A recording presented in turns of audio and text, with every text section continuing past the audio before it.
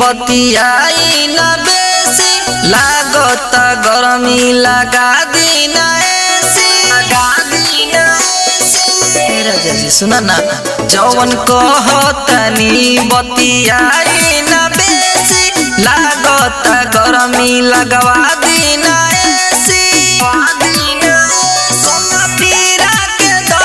सहतनी घरे लगा दीना हो बलमुआ विदेशी हो घरे लगवा दना हो बलमुआ विदेशी हो बलमुआ विदेशी हो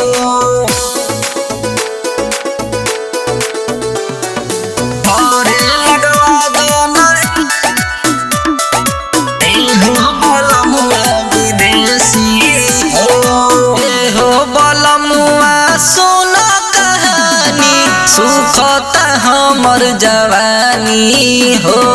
घरे तू आव हो सजनवा धके पिया रजधानी हो राजा सुन ना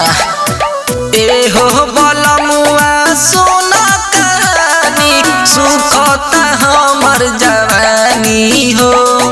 घरे तू आव हो सजनवा धके पिया रजधानी हो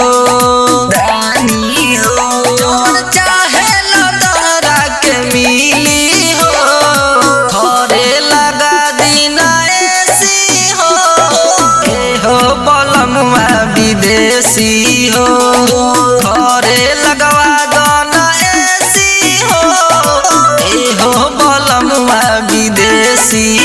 हो बलमुआ विदेशी हो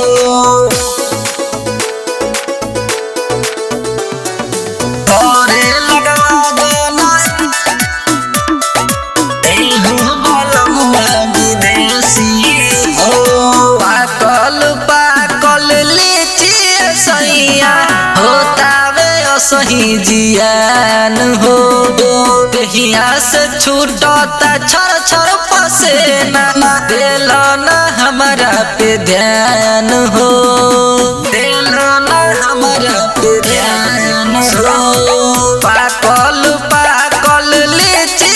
सैया होतावे असही जियान हो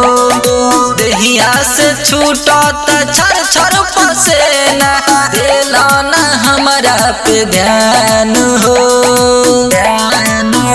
सोहेल सिंह पिया बड़ दिली हो घरे लगवा दना हो बलमुआ विदेशी हो